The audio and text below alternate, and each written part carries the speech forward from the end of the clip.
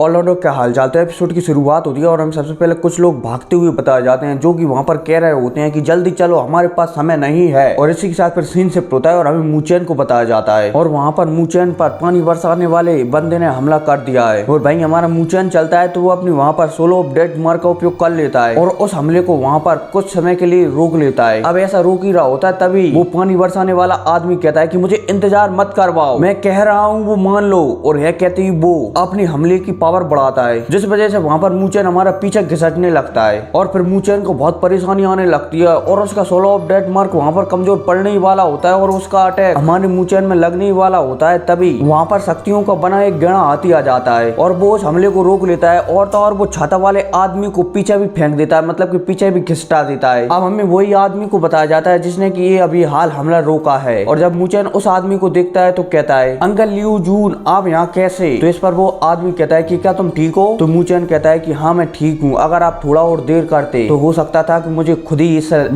इससे लड़ना पड़ता। अब इतने वो छाता वाला आदमी कहता है कि लियू जून तुम्हारी यहाँ पर आने की हिम्मत कैसे हुई। और भाई उस छाता वाले आदमी की बात पर मूचेन के अंकल कहते हैं कि तुमने मुझे यहाँ पर आने के लिए मजबूर कर दिया। अब इतने में मूचेन को बताया जाता है जो कि मन में सोच रहा होता है कि ऐसा लगता है मानो वो मेरे पास धातु का टुकड़ा है, वो बहुत ही ज्यादा खास है और तो और मुझे लगता है कि वो ली फैमिली के लिए बहुत ही ज्यादा जरूरी है, इसलिए सब मुझ पर हमला करने के लिए आ रहे हैं। और मूचेन ये सब सोच ही रहा होता है तभी वहां पर कुछ और सैनिक आ जाते हैं और वो हमारे मूचेन के पीछे आकर खड़े हो जाते हैं। और भाई उन सैनिकों को देखकर वो छाता वाला आदमी वहां पर सोचने लगता है कि ये कुत्ते हैं जो यहाँ पर सूंघते हुए आ गए हैं। अब मुझे लगता है कि मुझे यहाँ से जाना होगा क्योंकि अब मैं यहाँ पर ज्यादा गुस्सा नहीं हो सकता मूचेन से। और यह कहती मतलब कि यह मन में सोचती वो वहां से चला जाता है। और भाई जब मूचेन के अंकल उस छाता वाले आदमी को ऐसे भागते हुए देखते हैं तो वो मूचेन से कहते हैं कि मूचेन तुम घर चले जाओ, तुम्हारे अंकल तुम्हारा बदला लेने के लिए उसके पीछे जा रहे हैं। लेकिन इतने में मूचेन चलता है तो वो अपने अंकल को रोक लेता है और कहता है कि अंकल आप मत जाओ, चलो पहले घर चलते हैं। लेकिन मूचेन के अंकल कहते हैं कि लियू जून को पकड़ना मुश्किल है, ये अच्छा मौका है, हम उसे पकड़ सकते हैं और उससे छुटकारा पा सकते हैं। लेकिन मूचेन कहता है कि नहीं, पहले मुझे पिताजी से मिलना है क्योंकि उनसे मिलकर मुझे कुछ बताना है, इसलिए चलो अंकल जल्दी वापस चलते हैं। और भाई मूचेन की इस बात पर मूचेन के अंकल भी कह देते हैं कि ठीक है चलो वापस चलते हैं। और यह कहती है वो वहां से अपने घर की ओर रवाना हो जाते हैं। अब सीन शिफ्ट होता है और हमें मूचेन का मीटिंग हॉल बताया जाता है जहाँ पर एक आदमी मूचेन और मूचेन के अंकल से कह रहा होता है कि लियू जूंग बहुत बहादुर है लेकिन वो हमारे मामले में दखल देने की कोशिश कर रहा है, इसलिए हमें उसका जल्दी से जल्दी कुछ करना होगा। और भाई उस आदमी की इस बात पर मूचेन के अंकल बोलते हैं कि आज उसकी किस्मत अच्छी थी इसलिए वो वहां से बचकर भाग गया। और मूचेन की अंकल की इस बात पर वो आदमी कहने लगता है ठीक है हम उसे भविष्य में देखेंगे। अब इतने में वो आदमी चलता है, मतलब कि मूचेन के फादर चलते हैं तो वो मूचेन के पास आते हैं और उसके कंधे पर हाथ रखकर देखते हैं, मतलब कि कहते हैं कि लगता है कि तुम्हारा अभ्यास काफी अच्छा चल रहा है, वरना उस छाता वाले आदमी के हाथों से मतलब कि लियू जून के हाथों से बचना तुम्हारे लिए बहुत मुश्किल होता। अब इतने में मूचेन कहता है कि पिताजी आप मुझे इतना कमजोर मत समझो। लेकिन मूचेन के फादर कहते हैं कि लियू जून पहले ही सूल स्टेज में एंटर कर चुका है, उसने तुम्हें कमजोर समझने की भूल कर दी इसलिए तुम वहां से बचकर आ सके। लेकिन मूचेन कहता है कि पिताजी मैंने उसकी टेक्निक को डिस्ट्रॉय भी कर दिया था। अब इतने में मूचेन के अंकल बोलते हैं कि लियू जून एक बरसात वाली टेक्निक का उपयोग करता है, एल्डर मून ने हमें पहले ही एक पत्र लिखकर भेज दिया था और तो और हमें लियू जून को कम नहीं आंकना चाहिए वरना हमें वो भविष्य में बहुत परेशानी कर सकता है, इसलिए मुझे लगता है कि हमें इसके बारे में कुछ सोचना चाहिए। लेकिन मूचेन के फादर कहते हैं कि तुम चिंता मत करो, तुम सिर्फ मूचेन की रक्षा करो। अब इतने में मूचेन के फादर एक चीज को देखते हुए कहते हैं कि मुझे लगता है कि लियू यू इस चीज के बारे में बहुत चिंतित है, मुझे लगता है कि मुझे इस पर ध्यान देने की जरूरत है। इतने में लेकिन मूचेन कहता है कि पिताजी आपने देखा कि अभी हाल इसमें क्या हुआ। तो इस पर मूचेन के फादर कहते हैं कि हाँ मैंने देखा, इसकी बनावट 9 युग की तरह है। क्या पिताजी आप बांसु रोड की बात कर रहे हैं, पर जीव युग तो 11वें स्थान पर है ना। और भाई मूचेन की इस बात पर उसके पिता कहते हैं कि मुझे पता नहीं, मुझे लगता है कि इसके बारे में मुझे पता लगाना चाहिए। अब यह कहती वो आगे बढ़ते हैं और अपने हाथों से एक चील बना लेते हैं और फिर उस चील को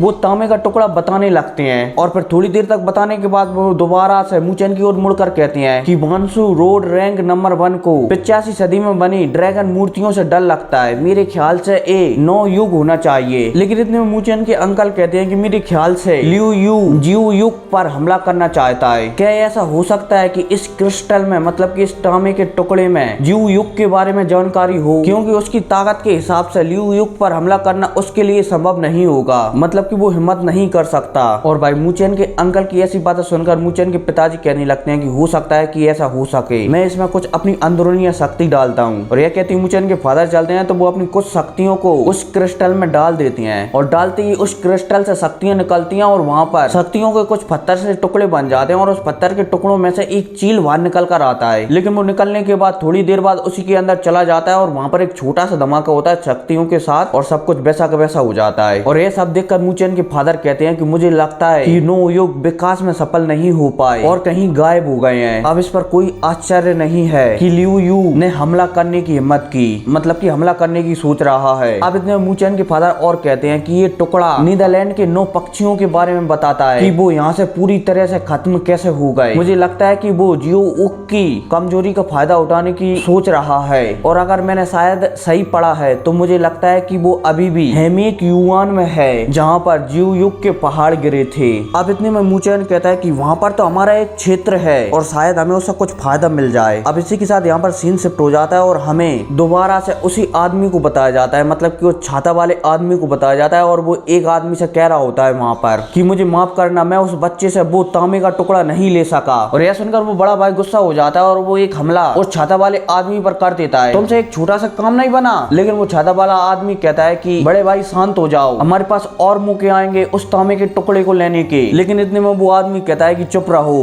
और तुरंत काले नाव पर जाने की तैयारी करो। मैं देखता हूँ कि इस बार वो हमारे हाथों से कैसे बच सकता है। भले ही उसके पास वो तांबे का टुकड़ा हो लेकिन फिर भी वो वहाँ पर जाने की हिम्मत नहीं कर सकता। जब तक उसका इंतजार करो जब तक कि वो वहाँ पर आ नहीं जाता और तुम उसे पूरी तरह से खत्म नहीं कर देते। मैं देखता हूँ कि लियू यू को हावी होने से कौन रोकता है। अब इसी के साथ सीन शिफ्ट हो जाता है और हमें दोबारा से मुचेन के फादर और उसके अंकल बताए जाते हैं, जहाँ पर मुचेन के अंकल कह रहे होते हैं कि अगर उसे जियो युग मिल गया तो उत्तरी जंगल पूरी तरह से तबाह हो जाएगा, इसलिए मुझे लगता है कि हमें उसे पकड़ लेना चाहिए। लेकिन इतने में मुचेन के फादर कहते हैं कि ब्लैक हेड पूरी साल मौत के पानी में डूबा रहता है, लेकिन साल में एक दिन हमें उसके अंदर जाने का मौका मिलेगा, इसलिए वहाँ पर किसी से नजर रखने के लिए कहो, हमें जैसे ही मौका मिलेगा हम वहाँ पर जाएंगे। अब इतने में मुचेन के अंकल कहते हैं कि ठीक है, मैं तैयारी करने के लिए जा रहा हूँ और कहती वो वहाँ से चले जाते हैं। लेकिन इतने में मुचेन कहता है कि पिताजी मैं भी हेमी युआन जाना चाहता हूँ। लेकिन मुचेन के फादर कहते हैं कि नहीं, वह जगह बहुत ही ज्यादा खतरनाक है, इसलिए तुम वहाँ पर नहीं जा सकते। लेकिन मुचेन कहता है पर पिताजी मैंने भी लिंग लोड का अनुभव किया है, हेमी युआन कितना भी खतरनाक क्यों ना हो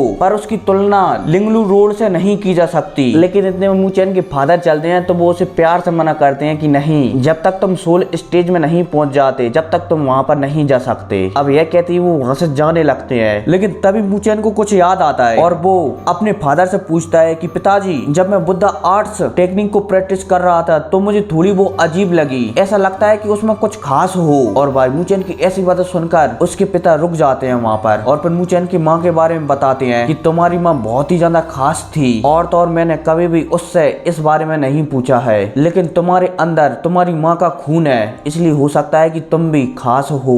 तुम्हें शायद इतनी जल्दबाजी में इन सारे सवालों के जवाब नहीं ढूंढने चाहिए। अब इतने में यहाँ पर मुचेन के फादर टॉपिक बदलते हुए कहते हैं कि क्या तुम्हें लिंग जैन से नहीं मिलना है, मैंने उन्हें आमंत्रित किया है। और अपने फादर की ऐसी बातें सुनकर मुचेन कहता है कि आपने मुझसे पहले क्यों नहीं कहा। तो इस बात पर मुचेन के फादर कहते हैं कि कोई बात नहीं, अब देख लेते हैं चलो। अब यह कहती वो वहां से चले जाते हैं। अब सीन शिफ्ट होता है और हमें एक दूसरी जगह का सीन बताया जाता है जहाँ पर वो आपस में बात कर रहे होते हैं कि हमें हमारे यहाँ की सुरक्षा बढ़ा देनी चाहिए, क्योंकि मुझे नहीं लगता है कि यहाँ पर कब हमला कर दे। और ऐसी बात करते करते वो एक जगह पर पहुंच जाते हैं जहाँ पर एक आदमी पहले से ही ठाड़ा हुआ होता है और वो किसी चीज की प्रैक्टिस कर रहा होता है। और जब वहाँ पर मुचेन उस आदमी को वो चीज प्रैक्टिस करते हुए देखता है तो वो अपने पिता से पूछता है कि ये क्या है। तो उसके पिता कहते हैं कि ये स्पिरिट सील है जो कि स्पिरिट डाउन की स्थापना के लिए जरूरी है। अब इतने मुचेन चलता है तो वो भी उस आदमी की नकल करने लगता है और भाई मुचेन के फादर चलते हैं तो वो उस आदमी के पास पहुंच जाते हैं और उससे कहते हैं कि ये मुचेन। और भाई वो आदमी जब मुचेन को देखता है तो ये हुआ मास्टर है, लेकिन इतने में वो आदमी देखता है कि मुचेन अपने हाथों से कुछ बनाने की कोशिश कर रहा है। तो भाई मुचेन के फादर कह देते हैं कि हाँ वो आपके देखा देखी इस टेक्निक को सीखने की कोशिश कर रहा है, लेकिन वो आदमी कहता है कि इस टेक्निक को सीखना इतना आसान नहीं है। लेकिन तभी मुचेन चलता है तो वो भी उस आदमी जैसा, मतलब कि कुछ समय पहले वो आदमी जो तीर बना रहा था ना वही बना लेता है। और जब वो आदमी मुचेन को इतनी आसानी से तीर बनाते हुए देखता है तो वहाँ पर वो शॉक्ड हो जाता है और मुचेन के पास आ जाता है। इतने में वो आदमी मुचेन से कहता है कि ये तुम एक और तीर बना सकते हो। तो मुचेन कहता है कि हाँ मैं बनाने की ट्राई कर सकता हूँ। तो मुचेन चलता है तो वो एक और तीर बना देता है। इतने में वो आदमी दोबारा कहता है कि तुम एक और तीर बना सकते हो, तो मूचेन एक और तीर बना देता है और फिर इसके बाद एक और तीर बना देता है। और भाई जब मूचेन को इतनी आसानी से वो आदमी तीर बनाते हुए देखता है तो वो उसके पिता से कहता है, मतलब मूचेन से पिता से कहता है कि वास्तव में मूचेन बहुत ही ज्यादा खास हैं, वो इतनी आसानी से मेरी सोल टेक्निक को सीख सकते हैं। इतने मूचेन के फादर मूचेन से कहते हैं कि मुझे लगता है कि तुम्हें श्री बेंग से कुछ टेक्निक को सीखना चाहिए, लेकिन वो आदमी कहता है कि नहीं, ऐसा नहीं किया जा सकता, मैं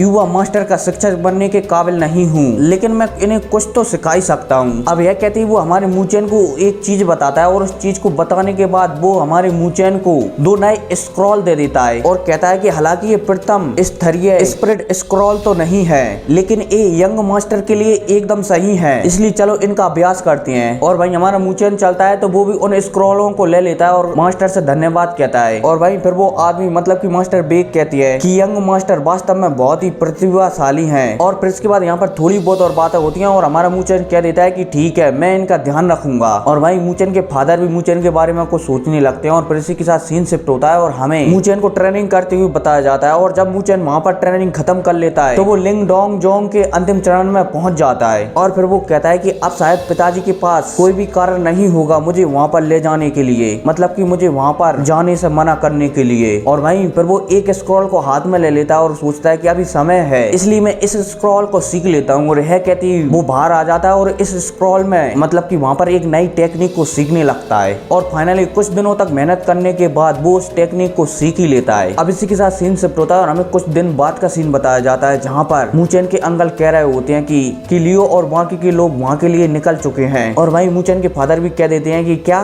खबर एकदम सटीक है ना, लेकिन इतने मूचेन के फादर कहते हैं कि सेना हमारी तैयार है क्या, तो वहाँ पर मूचेन के अंकल कह देते हैं कि हाँ, सेना एकदम तैयार है। और तो और हमारे जनरल चैन जियोन भी वहाँ पर पहुँच गए हैं, लेकिन मूचेन ने वहाँ पर जाने की जिद अभी तक नहीं छोड़ी है। लेकिन इतने में मूचेन के फादर कहते हैं कि ये यात्रा बहुत ही ज्यादा जोखिम भरी है, इसलिए उसे यहीं पर रहने दें और उसे यहीं पर अभ्यास करने दें। लेकिन इतने में वहाँ पर मूचेन की आवाज आ जाती है और वो कहता है कि पिताजी आप झूठ नहीं बोल सकते, आपने मुझसे वादा किया था कि आप मुझे वहाँ पर ले जाएंगे। तो वहाँ पर मूचेन के पिता कहते हैं क्या तुम सोल स्टेज में पहुंच गए हो, तो हमारा मूचेन वहाँ पर बताता है कि हाँ, और यह कहते ही वो अपनी सोल को वहाँ पर एक्टिव करता है और अपने पिता को बताता है। अब इसी के साथ सीन शिफ्ट होता है और हमें एक जंगल का सीन बताया जाता है जहाँ पर मूचेन के अंकल कह रहे होते हैं कि पश्चिमी मार्ग से एक आदमी ने यहाँ पर प्रवेश किया है और हम जल्द ही उनसे मिल सकते हैं। अब इतने में ये वहाँ से आगे चलते हैं तो वहाँ पर उन्हें थोड़ी सी आवाज आती है, तो वहीं मूचेन के फादर कहते हैं कि हमारा दुश्मन मत लियोली नहीं है, बल्कि यहाँ पर और भी ज्यादा है, इसलिए हमें हमेशा सावधान रहना है यहाँ पर। और भाई मूचेन के फादर भी मूचेन से कहते हैं कि मेरे पीछे रहना। अब इतने में मूचेन के फादर, मूचेन के अंकलों ने सभी की मुलाकात सामने से आते हुए एक ग्रुप से हो जाती है। तो भाई मूचेन के अंकल कहते हैं, मतलब कि मूचेन के फादर कहते हैं कि तुम अपना फेस क्यों छुपा रहे हो, क्या तुम्हें अभी भी अपनी पूंछ दिखाना पसंद है। और फिर इतने में हमें वहाँ पर उस आदमी का चेहरा बताया जाता है जो कि उस छाता वाले आदमी का बड़ा भाई होता है और वो वहाँ पर कह रहा होता है कि तुम्हारी नाक वास्तव में किसी कुत्ते की तरह है जो हर कहीं पर सूंघते हुए आ जाती है। और फिर क्या इसी के साथ ये एपिसोड खत्म हो जाता है और फिर मिलते हैं अगली वीडियो में, तब तक टेक केयर एंड